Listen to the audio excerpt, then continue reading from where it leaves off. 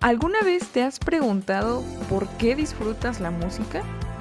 ¿Por qué puedes apreciar a tu artista favorito o si la evolución tiene algún papel en el por qué disfrutamos la música? Pues bueno, aquí te mostraremos por qué nuestros antepasados pudieron haber jugado un papel importante para que puedas disfrutar tu concierto favorito y cómo es que los cantos de las aves pueden estar mucho más cercanos a ti cantando en la regadera de lo que piensas. Para analizar este importante tema, debemos de recordar los diferentes niveles de análisis. Las preguntas que nos podemos hacer sobre el tema, como ¿por qué hacemos música? ¿Este comportamiento tiene algún beneficio a la sobrevivencia o a la reproducción? ¿Cómo evolucionó este comportamiento?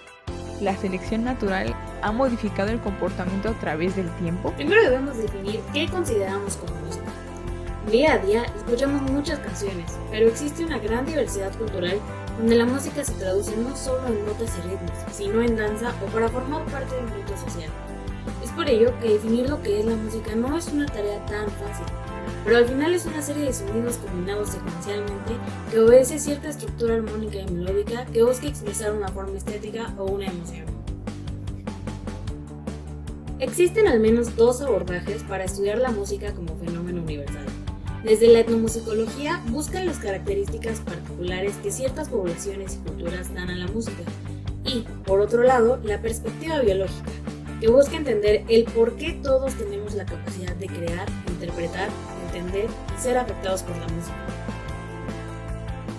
Pero aunque normalmente se habla de la música, como esta actividad de crear melodías, nosotros vamos a hablar de algo llamado musicalidad, que es el cómo podemos procesar la información musical.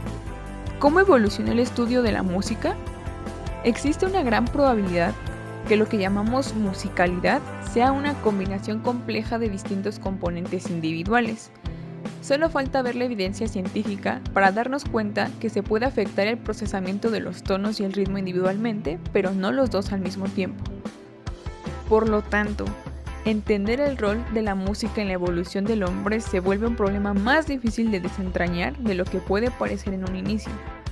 ¿Es acaso posible que el desarrollo de la música pueda tener ventajas reproductivas? ¿O tal vez la combinación de factores que produce la musicalidad puede haber tenido un desarrollo individual definido y, una vez consolidados, pudieron ser usados de nuevas formas como para percibir y producir música? ¿O es aún más complejo y es una extraña y particular combinación de las dos? Por si fuera poco, debemos de considerar qué factor conlleva la cultura en todos estos ámbitos. Existen animales que tienen comportamientos similares, vocalizaciones de muchas especies de hecho, son normalmente llamadas canciones. Sin embargo, este tipo de vocalizaciones son la excepción más que la norma en el mundo animal, sugiriendo que no comparten un pasado evolutivo común con la música humana. Pero no toda esperanza está perdida. Existen ciertas similitudes animales para poder suponer una evolución convergente de características.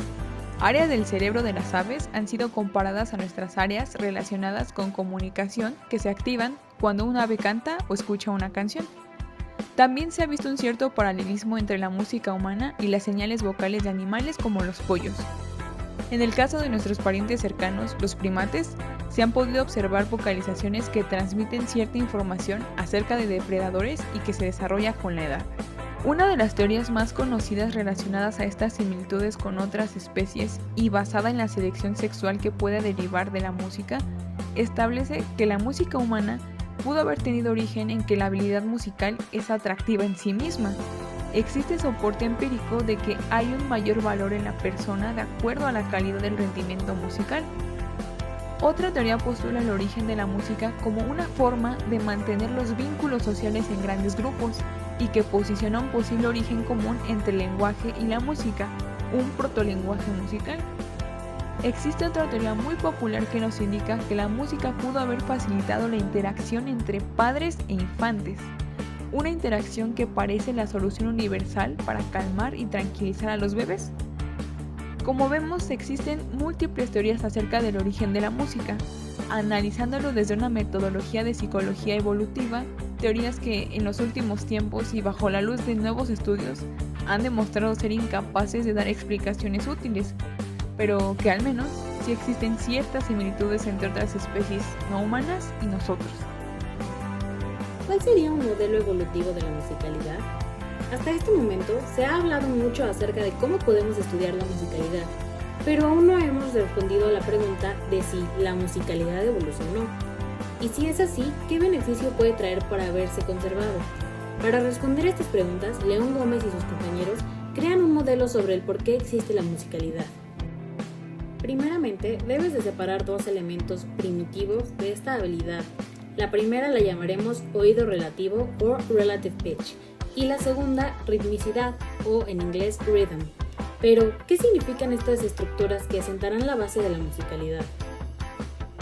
La primera se refiere a que procesamos la relación entre tonos y dentro de la música se clasifican los sonidos como tonos, teniendo 7 notas en la escala de do mayor: do, re, mi, fa, sol, la y si. Pues dentro de estos existen formas en que se relacionan los tonos. Por ejemplo, si tomamos como base para comparar la nota do, resulta que su relación con respecto a fa se le conoce como una cuarta justa. Con respecto de sol, resulta un intervalo de quinta justa, resultando estos en sonidos agradables, a comparación de tener un intervalo de do a do sostenido, que es una segunda menor, la cual produce un sonido disonante. Resulta que esta capacidad de procesar los sonidos de forma relativa a otros nos permite saber de quién es la voz de cada persona, aun si habla a diferente tonalidad, es decir, como bebé o con una voz más gruesa. Y no solo esto, de hecho, esto nos permite identificar de cierta forma las emociones de los otros. Es por ello que los bebés prefieren canciones de cunas que a una de heavy metal. El segundo componente es la ritmicidad, que se refiere a la capacidad de procesar y percibir intervalos temporales de sonidos que se repiten sobre el tiempo. Esta capacidad se ha visto que es importante para la sincronización y se ha visto que promueve la unión entre personas, lo cual se dio a resaltar recientemente durante la pandemia en los balcones de Italia y después en otros países donde personas salían a cantar en sus balcones.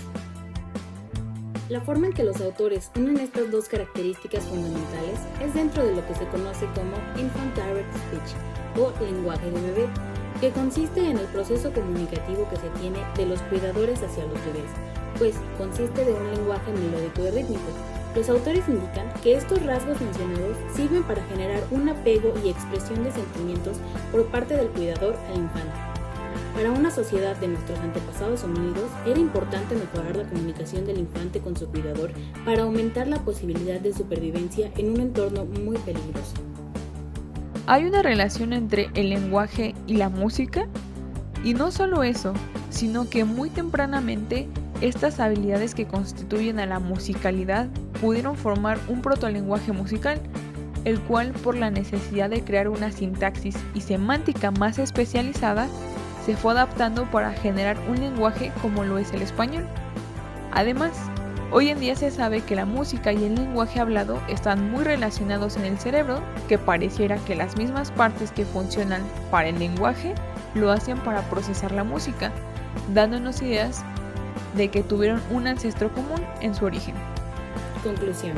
Como hemos visto, la música, y en específico la capacidad de procesar los estímulos musicales que se ha llamado musicalidad, es una habilidad que pareciera única en los humanos, pero que se dan análogas en otras especies muy alejadas como cercanas a nuestra línea evolutiva. Sin embargo, para estudiarla desde un punto de vista evolutivo, uno se enfrenta a muchos desafíos al no existir especies actualmente que se acerquen mucho a lo que los humanos somos capaces de hacer, y aún peor, el no tener forma de usar el registro fósil para comprobar las ideas teóricas que se tienen acerca del origen de la musicalidad. Pero una cosa es cierta, la música tiene gran influencia en nuestro comportamiento, y no es de extrañarse que normalmente se formen amistades con gustos similares en géneros musicales, que se use la música como terapia para problemas del habla, que se use para hacernos sentir miedo en las películas de terror, o que se puedan incluso dedicar las canciones de amor al amor de tu vida. En fin, muchos ejemplos se pueden dar de cómo la musicalidad es culpable en parte de formar quiénes somos y cómo es la sociedad.